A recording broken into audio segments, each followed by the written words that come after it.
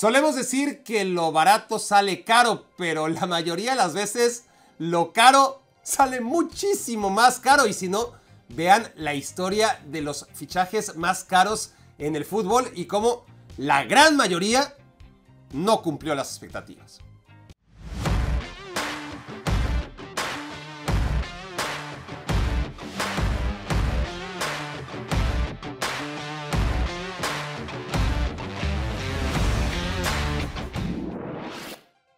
Tras una sola temporada en el Barcelona, Ronaldo Nazario se convirtió en el jugador más caro del mundo cuando lo fichó el poderoso Inter de Milán. Sin embargo, las rodillas del brasileño se rompieron una y otra vez, evitando que el fenómeno cumpliera las expectativas.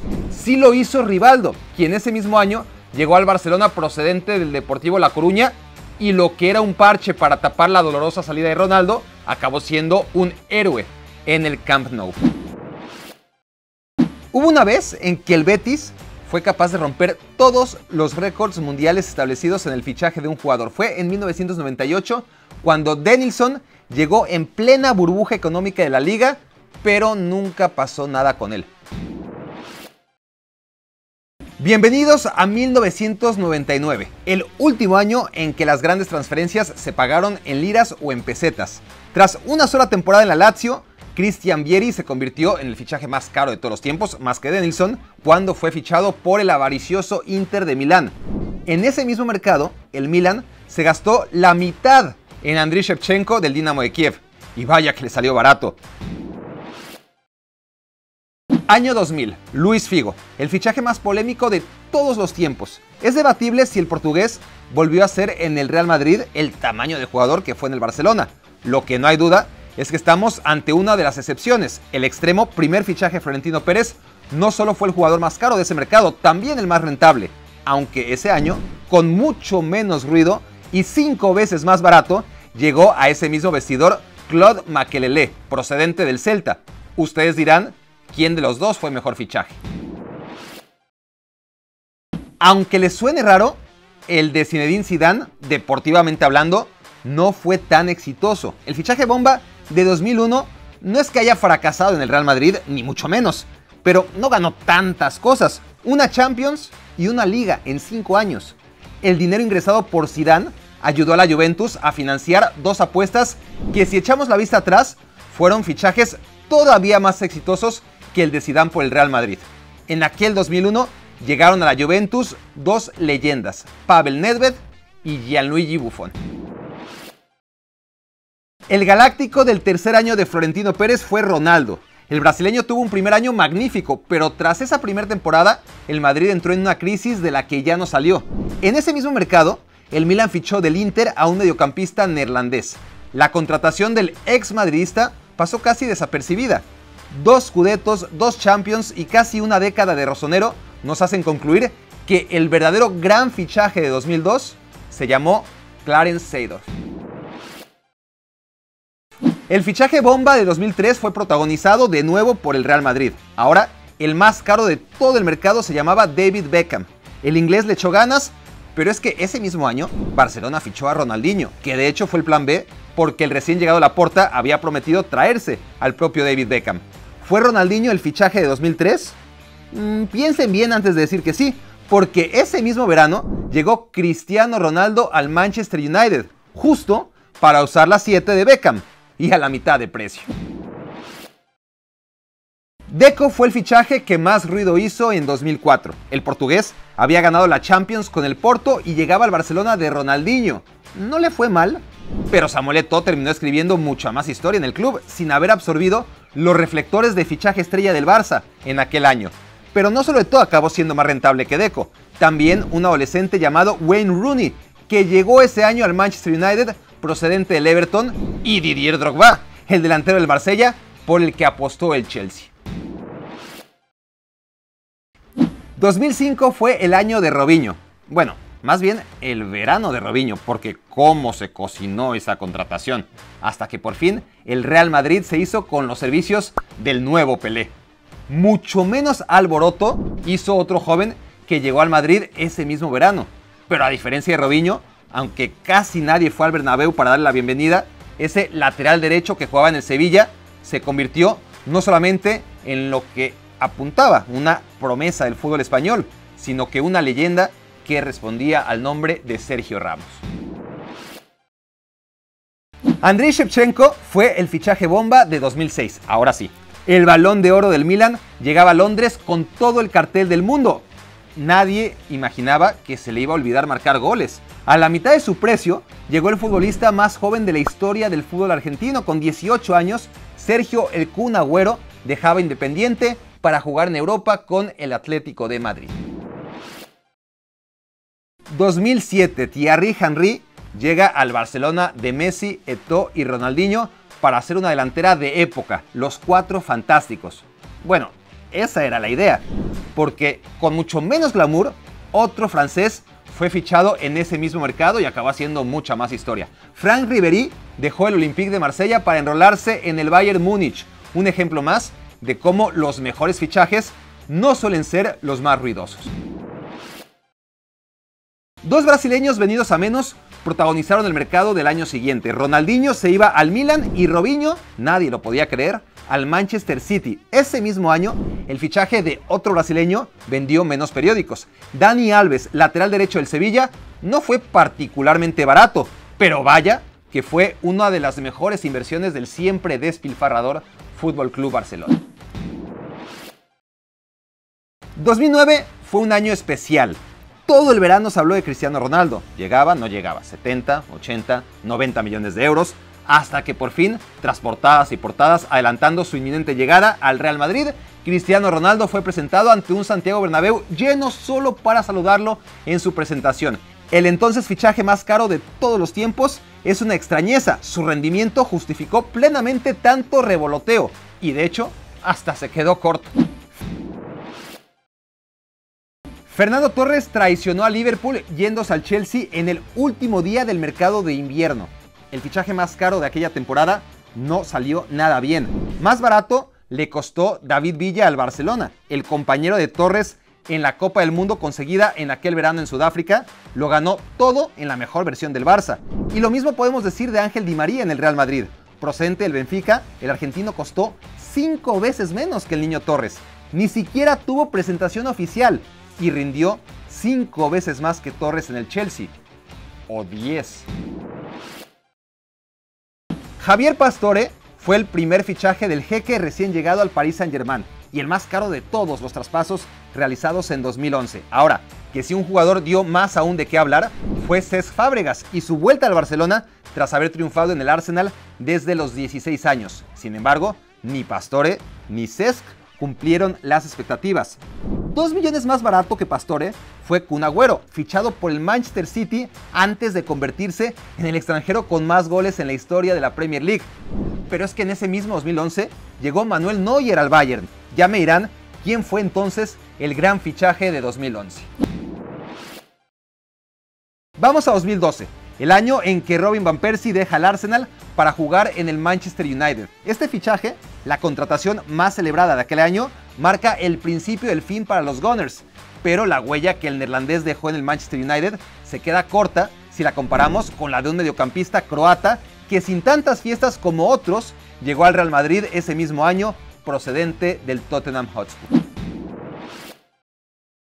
Aquí va a haber polémica. Gareth Bale fue el fichaje de 2013, el jugador más caro de todos los tiempos, rompiendo el récord de Cristiano Ronaldo. Pero, ¿fue Gareth Bale al final el mejor fichaje de aquel año? Competencia: Neymar llegó al Barcelona, Cavani al PSG e Higuaín al Napoli. Brasileño, uruguayo y argentino fueron más históricos en sus entonces nuevos equipos. Eso es debatible. ¿Fueron menos caros? Bueno, de eso no hay duda. El gran fichaje de 2014 se llamaba Luis Suárez. Envuelto en la polémica de su enésimo mordisco ahora en el Mundial, el uruguayo llegaba como figura de la Premier League. Fue el fichaje más sonoro de aquel verano, aunque James Rodríguez como goleador del Mundial al Real Madrid y Ángel Di María como campeón de la 10ª al Manchester United no estuvieron nada lejos en lo que se refiere al alboroto generado, en resonancia y en precio, porque en rendimiento lo del uruguayo fue otro nivel. En 2015 sí que fue Ángel Di María el fichaje más sonado de todos. Tras haber fracasado en el Manchester United, volvió a mover un solo año después una cantidad astronómica de dinero para aterrizar en París. Ha pasado el tiempo y podemos concluir que cumplió, tal vez hasta superó las expectativas. Ahora, ¿fue Di María el mejor fichaje de ese año? Tomando en cuenta que Kevin De Bruyne llegó en aquel 2015 al Manchester City procedente del Wolfsburg, el belga fue presentado con menos ruido, pero fue aún más caro que el argentino. Así que bueno, dejémoslo en empate. Paul Pogba se convirtió en el jugador más caro de todos los tiempos. Por primera vez desde Denilson y Vieri en el siglo XX, un equipo que no era el Real Madrid rompía el récord. Ese mismo año, 2016, Sadio Mané llegó al Liverpool procedente del Southampton. Pogba costó 105 millones de euros, Mané 41. Pero si de títulos y rendimiento hablamos, el senegalés resultó 105 veces mejor fichaje. Paul Pogba duró apenas un año como futbolista más caro de siempre. Lo reemplazó Neymar en 2017 y ahí se mantiene un sexenio después muy por encima de aquellos que le siguen.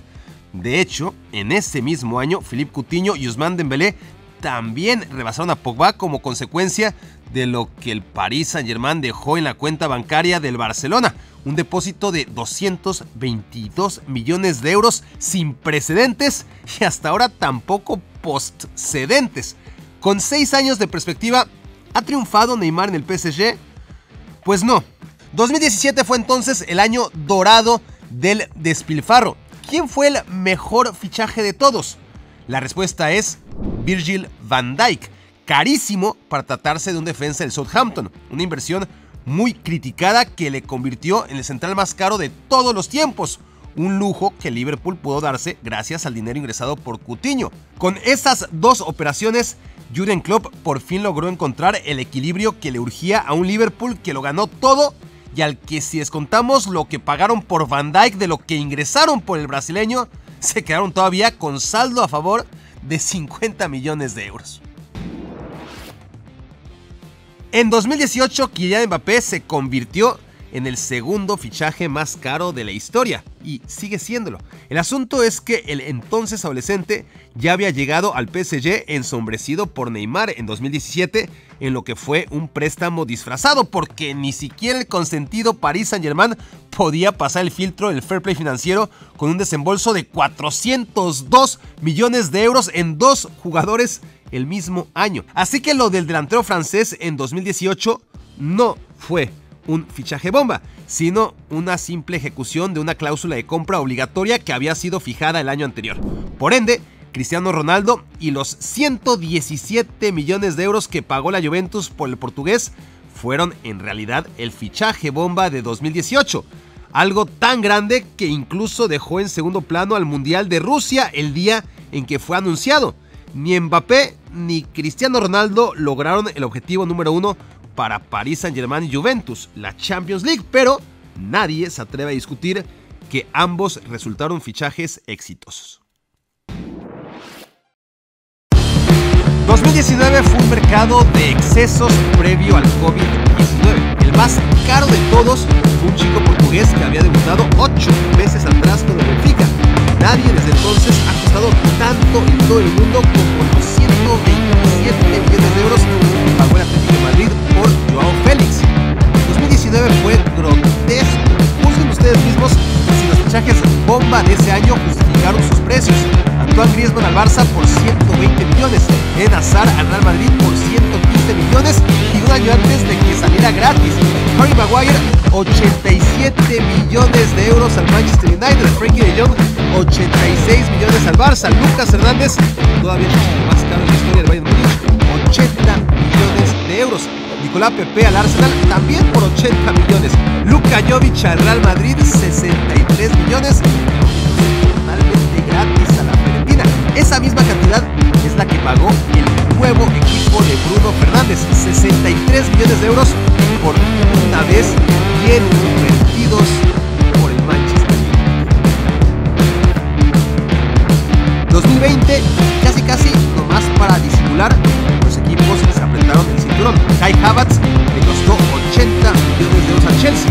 Por esa cifra, un año antes, Havertz había entrado solamente de panzazo al top 10 de jugadores más caros, pero ese año el alemán fue el número 1, seguido de, agárrense, Artur, inflado a 76 millones de euros por Juventus y Barcelona, una atleta demasiado obvia para cuadrar sus respectivas cuentas. Exactamente esa misma cifra fue la que pagó el Napoli por el delantero nigeriano de Lille, Victor Osimhen. Una locura en toda regla, tratándose de un equipo que nunca había gastado nada remotamente similar. Por alguna razón, Aurelio De Laurentiis se convenció de que el nigeriano sí que valía 76 millones de euros. 3 años después, podemos asegurar que tenía la cartera llena de razón. 117,5 millones de euros costó Jack Grealish a un Manchester City que solamente esa vez ha roto la barrera de los 100 millones. Romelu Lukaku le costó un poquitito menos, 113 millones al Chelsea. ¿Quién se acordaba ya de la pandemia en 2021? Grealish, después de 2 años, por fin está brillando en el Manchester City, pero a Lukaku no le tuvieron tanta paciencia. Lo cierto es que ninguno de los fichajes bomba de aquel año fueron tan rentables como el de Martin Odegaard, llegado al Arsenal procedente del Real Madrid por 35 millones de euros. El noruego ya había jugado a préstamo con los Gunners, no había tenido una temporada memorable, pero de todos modos Mikel Arteta apostó por él, apostó fuerte, y lo que se sentía como una locura más del Arsenal ahora parece una ganga histórica. Enzo Fernández se convirtió hace un par de meses en el jugador más caro de 2022 y de toda la post-pandemia. Evidentemente es demasiado temprano para enjuiciarlo. Por ahora, dejémoslo en que ha sido una delicia con el balón en los pies y un par de dudas en fase defensiva. Erling Haaland costó la mitad que Enzo Fernández, pero ya se sabía que la llegada del noruego al Borussia Dortmund, procedente de Salzburgo, estaba atada a una cláusula de salida barata. Las expectativas depositadas en Haaland eran mayúsculas. El precio final no tan barato como queda reflejado en los libros, pero su rendimiento inmediato en el Manchester City